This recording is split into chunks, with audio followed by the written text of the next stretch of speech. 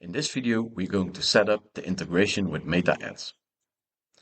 While you're in the dashboard, navigate to Integrations. Click Add Integration, go to Ad Platforms, and click on Set up Meta Ads. You have to connect your account. I have to reconnect. And now you can select an ad account in Meta. Go for this one. Click on Next Step. Select your Meta pixel. Select this one. Now we can map our events. So for qualified lead, we use the default and recommended by Meta lead event. If you want to change that, you can do it here.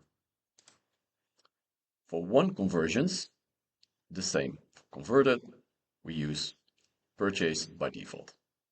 If you want to change it, click on this setting. Navigate to the next step.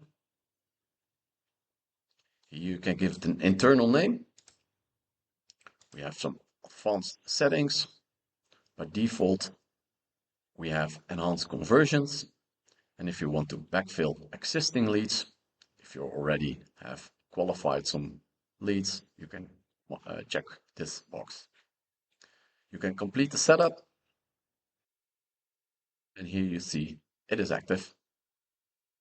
Thank you for watching.